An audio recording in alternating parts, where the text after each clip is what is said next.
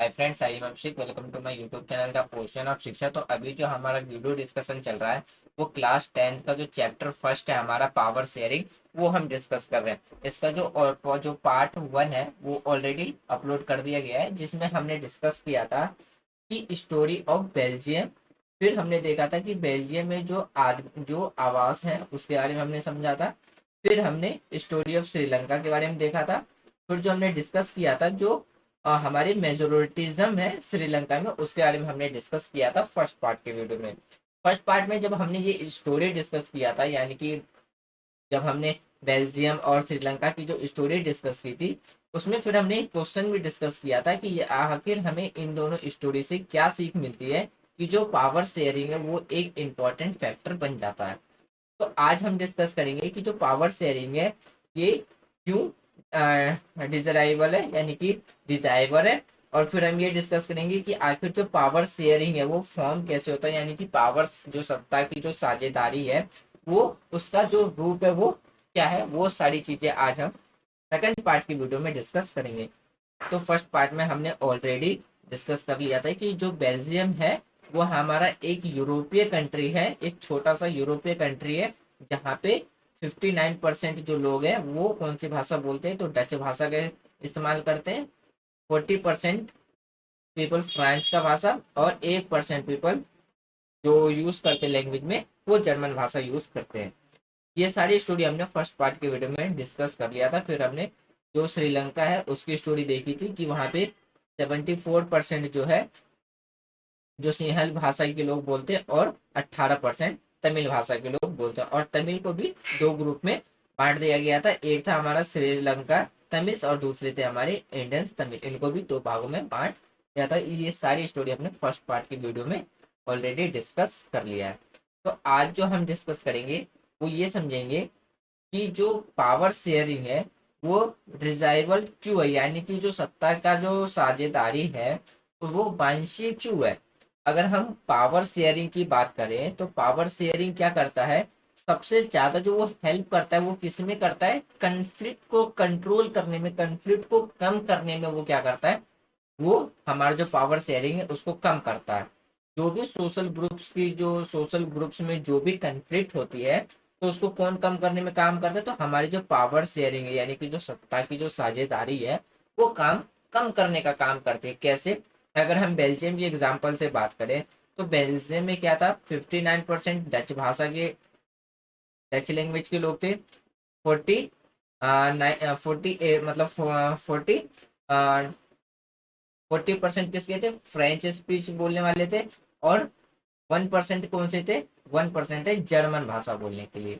तो वहां की गवर्नमेंट ने अपने 4 कॉन्स्टिट्यूशन अमेंडमेंट में क्या किया था, यानी कि 4 संविधान संशोधन करके क्या किया था, ये कहा था कि जो सेंट्रल गवर्नमेंट है तो सेंट्रल गवर्नमेंट में जो मिनिस्टर होंगे दोनों के क्या होंगे, तो बराबर होंगे। यानी कि अगर 4 डच भाषा बोलने के मिनिस्टर्स होंगे तो 4 किसके होंगे, 4 फ्रेंच भाषा बोलने के भी मिनिस्टर होंगे। और एजुकेशनल कल्चर के बेस पे एक अलग मिनिस्टर होगा जो कि किसके द्वारा चुना होगा, तो पीपल्स के द्वारा चुना गया होगा।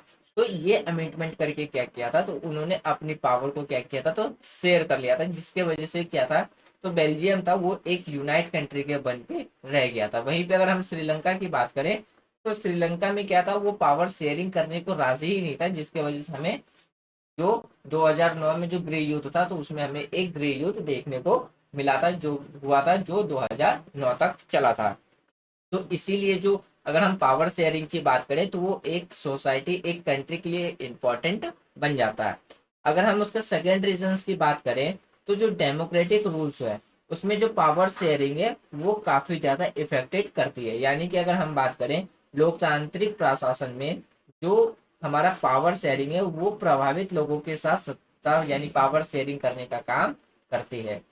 और अगर हम आगे भी देखें तो to live with the effectives people have a rights to be a consult to how to be govern. यानी कि अगर हम पावर शेयरिंग की बात करते हैं डेमोक्रेटिक गवर्नमेंट में, तो डेमोक्रेटिक गवर्नमेंट में क्या होता है, जो भी सरकारें जो चुनी जाती है वो किसके द्वारा चुनी जाती है, तो पब्लिक के द्वारा चुनी जाती है। इसके प्रभाव के साथ क्या होता है, तो उन्हें रहना पड़ता है और लोग को भी कई इस बारे में परामर्श करने का अधिकार मिल जाता है। और उन्हें कैसे शासित किया जाता है। तो इसीलिए क्या है, एक डेमोक्रेटिक कंट्री में क्या बन जाता है, पावर शेयरिंग एक सबसे ज्यादा इंपॉर्टेंट बन जाता है। अगर हम इसके तीसरे पॉइंट्स की बात करें, तीसरे पॉइंट्स में ये कहा जाता है जो फर्स्ट रीजन है, फर्स्ट रीजन को हम क्या कहते हैं, प्रूडेंटल यानी कि प्रूडेंटल कहते हैं, और सेकंड रीजन को हम मोरल कहते हैं। मतलब ये है कि अगर हम लोकतांत्रिक देश की बात करें तो सबसे पहले जो हमारा प्रूडेंटल है, जो हमारा पहला सेट होता है, पहले सेट रीजंस को हम क्या कहते हैं, प्रूडेंटल, और दूसरे को हम क्या कहते हैं, नैतिक कहते हैं। मोरल मतलब क्या होता है, एक तरीके से नैतिक। तो इसमें क्या होता है, जो हमारा प्रूडेंटल है, जिसका अगर हम बात करते हैं तो जिसका मतलब होता है विवेकपूर्ण, यानी कि विवेकपूर्ण कारण से इस बात पर जोर दिया जाता है कि सत्ता के बंटवारे से बेहतर परिणाम सामने आएंगे। यानी कि अगर हम फर्स्ट रीजन की बात करें, जो कि हमारा प्रूडेंटल है, वो क्या कहता है कि जो विवेकपूर्ण तरीके से जो भी निर्णय लिया जाता है, उसका जो परिणाम निकलता है वो क्या निकलेगा, तो एक बेहतर परिणाम निकल के आएगा। एग्जाम्पल के तौर पे हम बात करें किसकी, तो बेल्जियम की बात करते हैं।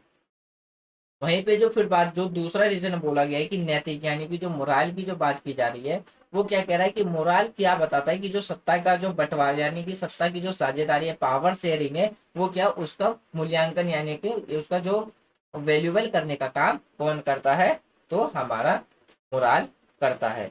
तो इसीलिए क्या है, जो सत्ता की जो साझेदारी है वो क्या है, एक वांछनीय यानी कि एक डिजायरेबल है।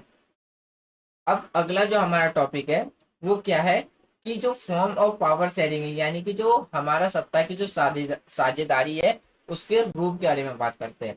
मोस्ट ऑफ द लोगों का जो थिंकिंग है वो ये है कि पावर शेयरिंग का मतलब होता है डिवाइडिंग रूल और वीकिंग द कंट्री।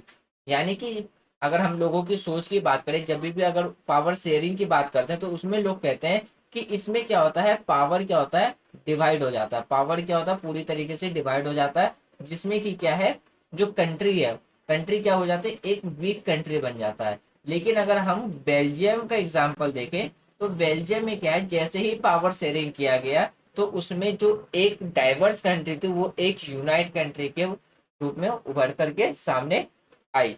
अगर ये सिर्फ मॉडर्न टाइम पे नहीं, ये थिंकिंग हमें पास्ट में भी देखने को मिलती है। तो लोगों का ये रहता है कि जो पावर ऑफ गवर्नमेंट है must be reside in one person और one group person located at a one place. यानी कि लोगों का पहले का जो सोच था पावर शेयरिंग से रिलेटेड, वो ये सोचते थे कि यदि जो रूल करने का जो पावर है, जो अगर हम रूल ऑफ गवर्नमेंट की बात करें, वो किसी एक पर्सन पे या एक पर्सन के ग्रुप के हाथ में रहता है, तो वो क्या करेगा, डिसीजन आसानी से ले सकेगा, और वो कंट्री क्या होगा, तो एक स्ट्रॉन्ग कंट्री के बन के रूप में उभरेगा। क्यों, जैसे ही पावर शेयरिंग किया जाएगा तो डिसीजन लेना, क्विक डिसीजन लेना क्या हो जाएगा, काफी ज्यादा टफ पड़ जाएगा, डिफिकल्ट हो जाएगा, और उसे फोर्स यानी कि लागू करने में भी क्या होगा, तो काफी परेशानी होगी। ऐसा जो इतिहास, यानी कि अगर हम पिछले यानी कि इतिहास की बात करें या पास्ट की बात करें, तो ऐसा थिंकिंग देखने को मिलता था किसमें, तो पावर शेयरिंग से रिलेटेड। बट अगर हम, लेकिन अगर हम लोकतंत्र के उदय की बात करें, जैसे ही डेमोक्रेसी का क्या हुआ था, उदय हुआ था, अगर हम बात करते हैं डेमोक्रेसी का जो उदय हुआ था, तो ये जो विचारधारा थी कि अगर एक अगर एक आदमी के हाथ में पावर रहता है या एक ग्रुप के हाथ में पावर रहेगा तो वो ज्यादा अच्छे से लीड कर पाएगा। तो इस विचारधारा को डेमोक्रेसी के उदय के बाद क्या हुआ था, तो इसकी वैल्यू कम हो गई थी। क्यों, क्योंकि डेमोक्रेसी के उदय के होने के साथ ही क्या हुआ था, जो पावर था वो क्या हो गया था, तो पावर उसमें शेयरिंग कर दी गई थी। यानी कि पावर, डेमोक्रेसी के साथ साथ पावर शेयरिंग का जो कॉन्सेप्ट है वो भी उभर करके निकला था। कैसे, क्योंकि अगर हम डेमोक्रेसी की बात करें तो उसमें जो पीपल्स होते हैं, पीपल्स के द्वारा ही जो गवर्नमेंट होते हैं वो कौन होते हैं, इलेक्टेड होते हैं। और डायरेक्ट इनडायरेक्ट रूप में जो भी इंस्टीट्यूशंस होते हैं उसमें पब्लिक का ही सेल्फ रूल देखने को मिलता है। क्यों, क्योंकि यदि पब्लिक, जो अगर गवर्नमेंट डेमोक्रेटिक कंट्री में अगर पब्लिक के इंटरेस्ट में सरकार काम नहीं करती है, तो पब्लिक क्या करते हैं, अपने किसी दूसरे रिप्रेजेंटेटिव को इलेक्ट करके देती है और उसे अपना लीडर रिप्रेजेंटेटिव बना लेते। तो इस तरीके से क्या है, एक गवर्नमेंट इंस्टीट्यूशंस में हमें क्या है, तो सेल्फ गवर्नमेंट का कंसेप्ट देखने को मिलता है किसमें, तो डेमोक्रेसी में।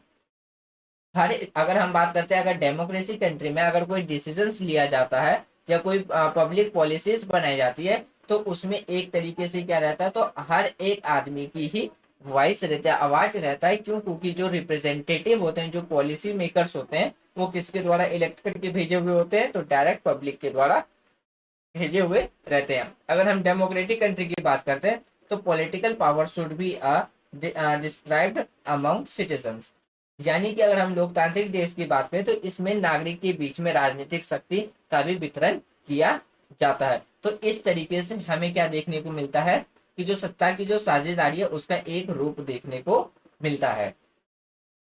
अगला जो हमारा टॉपिक है वो क्या है? आधुनिक, अगर हम मॉडर्न टाइम की डेमोक्रेसीज की बात करें तो उसमें जो पावर शेयरिंग है उसमें हमें अलग अलग तरीके, उसमें जो सत्ता की जो साझेदारी है उसके अलग अलग रूप हमें देखने को मिलता है।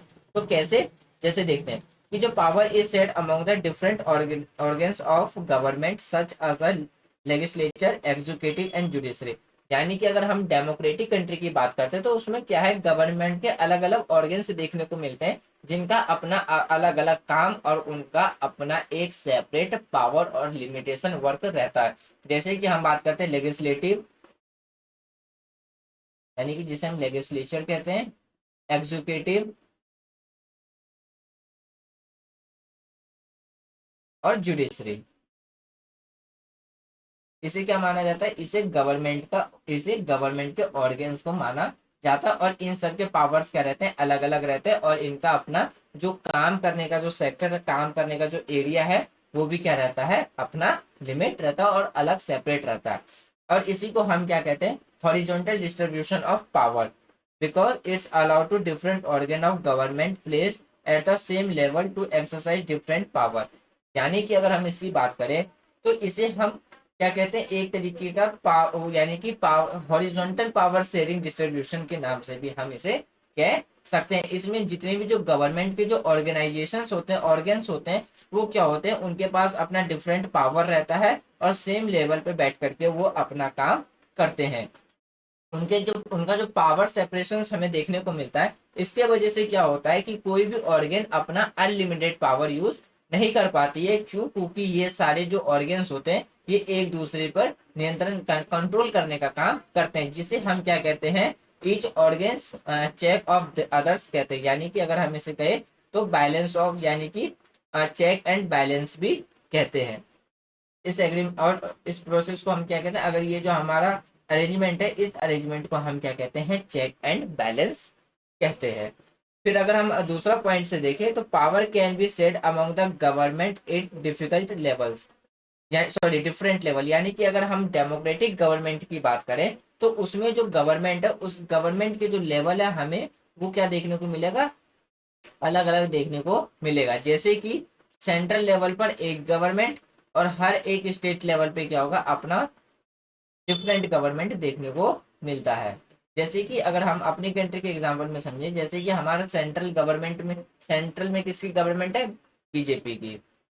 और अगर स्टेट की बात करें तो हर एक स्टेट की अलग अलग पार्टीज के गवर्नमेंट है। तो यहाँ पे यही चीज समझाने की कोशिश की जा रही है। जो डेमोक्रेटिक कंट्री में अगर हम पावर शेयर की बात करें तो गवर्नमेंट के अलग अलग डिफरेंट लेवल देखने को मिलता है। एक है हमारा जनरल लेवल जिसे हम सेंट्रल गवर्नमेंट बोलते हैं। फिर क्या होता है? हमारे गवर्नमेंट्स एट द प्रोविंशियल और द रीजनल लेवल, यानी कि जिसे हम कहते हैं स्टेट लेवल पे या लोकल लेवल पे हमें क्या देखने को मिलता है? गवर्नमेंट देखने को मिलता है। और उसे हम क्या कहते हैं? फेडरल गवर्नमेंट कहते हैं। तो इस तरीके से क्या है, अगर हम मॉडर्न डेमोक्रेसी की बात करें तो हमें एक सत्ता की साझेदारी, यानी कि जो पावर शेयरिंग की जो फॉर्म है वो हमें देखने को मिलता है। अगर हम आगे बात करें, जो power may also be is said among the different social group such as a regionals and the legislative, मतलब legislative group community government in a Belgium is called a good example of the arrangement. यानी कि अगर हम बात करें शक्ति के वितरण, यानी कि जो हम पावर शेयरिंग की बात करें जिसमें कि क्या है, अलग अलग जैसे कि धार्मिक हो गए, यानी कि धार्मिक या भाषाई के जो समूह हो गए उनके बीच में भी हमें पावर शेयरिंग देखने को मिलता है। जैसे कि अगर हम एग्जाम्पल के थ्रू समझे तो बेल्जियम हमारे लिए एक क्या है? सबसे अच्छा एग्जाम्पल है। क्यों? क्योंकि बेल्जियम में जैसे कि डच, फ्रेंच और जर्मन, जर्मनी, ये तीन भाषा बोलने वाले लोग निवास करते थे। तो वहां की गवर्नमेंट ने क्या किया? अपने कॉन्स्टिट्यूशन में अमेंडमेंट करके इन सबको अपनी पावर को क्या किया? तो शेयर कर दे, जिसकी वजह से वहां पे क्या है एक यूनाइट कंट्री बन करके उभरे। तो इसी तरीके से जो फिर क्या है, इस मेथड से हमें क्या देखने को मिलता है कि जो माइनॉरिटीज कम्युनिटी है इसमें भी एक क्या रहती है कि इनमें भी एक उचित हिस्सा देने का कार्य किया जाता है, किसमें, तो पावर शेयरिंग में। अगर हम पावर शेयरिंग के अरेंजमेंट की बात करें तो उसमें क्या है, इस मेथड में क्या यूज किया, जितनी भी जो माइनॉरिटीज कम्युनिटीज हैं तो उनको भी पार्टिसिपेट करने का अधिकार मिल जाता है। अगर हम नेक्स्ट पॉइंट की बात करें, power sharing is arrangements can also be seen in the ways of political parties, pressure groups and movements control और influence this group this those in power.